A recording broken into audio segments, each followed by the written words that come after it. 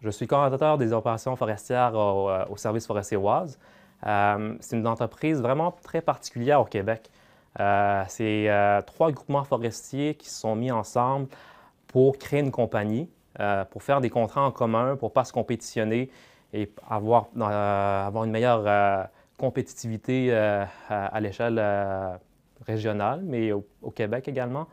À la base, c'était le groupement de Wolf qui est rendu La Forêt, le groupement des Appalaches, donc aménagement forestier coopératif des Appalaches à La Patrie, puis aménagement forestier des Sommets à Quaticook, qui a récemment fusionné pour devenir groupement forestier des Cantons. Donc, c'est une entreprise qui fait de la préparation de terrain, du reboisement, des travaux précommerciaux et de la récolte de bois. Moi, je suis coordonnateur de toutes les opérations. C'est une entreprise, c'est une petite entreprise. Je suis le seul employé à temps plein, mais je puise les ressources des groupements pour aller faire mes différents projets. J'analyse les nouvelles opportunités de développement de marché et je coordonne en fait les ressources disponibles pour les utiliser aux meilleurs escients. Donc, on parle souvent de pénurie de main-d'œuvre, mais un autre enjeu, c'est être capable d'attribuer, de trouver du travail à la main-d'œuvre qu'on a actuellement.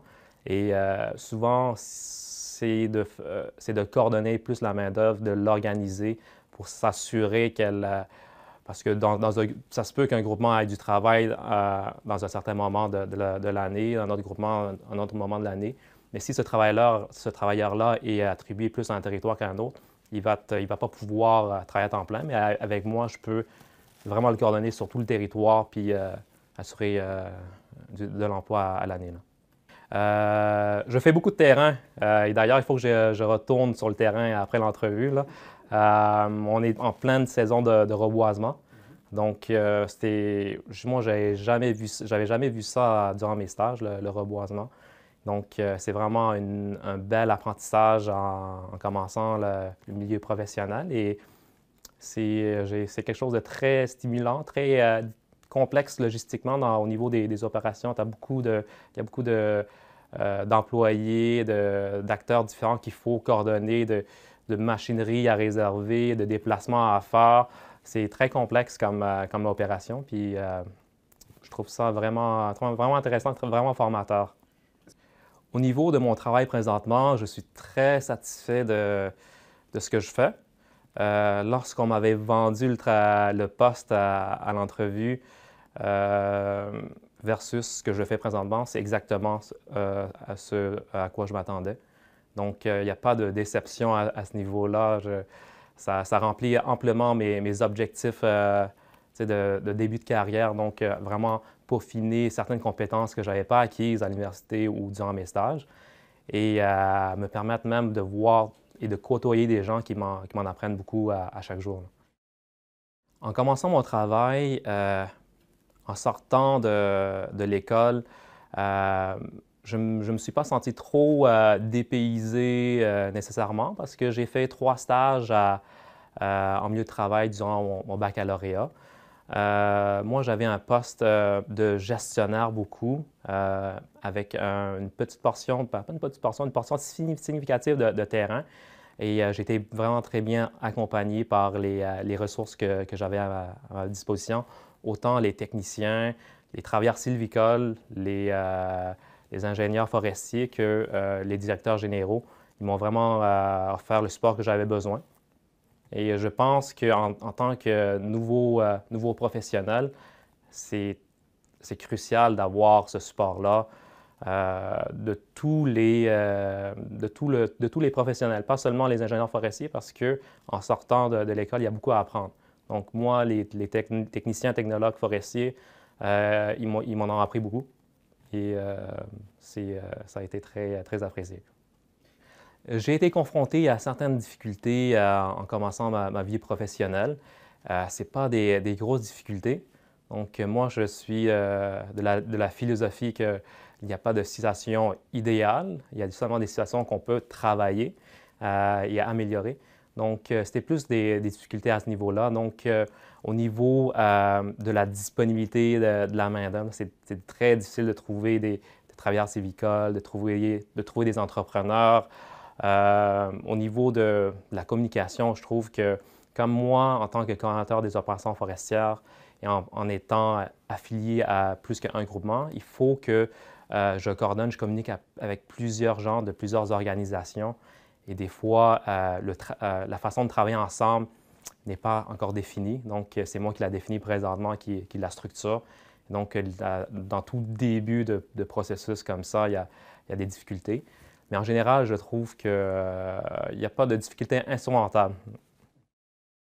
Si c'était à refaire, je pense que je referais les mêmes décisions.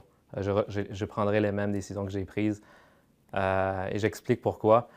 C'est parce que j'ai rallongé mon parcours professionnel un peu en faisant un bac en biologie, mais ça m'a vraiment permis de savoir ce que j'aimais, mais ce que j'aimais pas surtout. J'ai travaillé dans la restauration avec mes parents. C'est un travail manuel qui ne prend pas beaucoup d'analyse de capacité en tant que tel pour un universitaire, mais ça m'a permis de rencontrer un ingénieur forestier.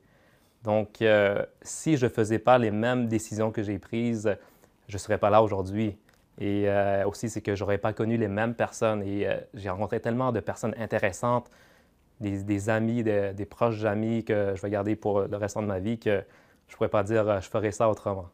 Même si mon parcours a été un peu plus long que la moyenne.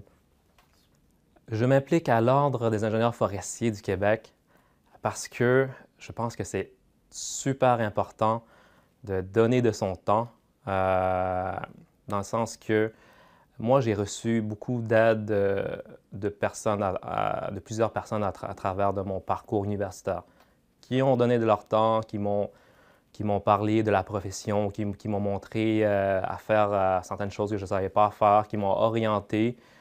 Également, au niveau de ma vie facultaire, il y a beaucoup de personnes qui s'étaient impliquées quand je suis arrivé. Et ça m'a donné un bon exemple pour moi. Et donc, si on veut avoir une communauté engagée et dynamique, il faut commencer par donner l'exemple. Et donc, pour moi, c'était juste normal de continuer mes implications à l'Ordre des ingénieurs forestiers du Québec.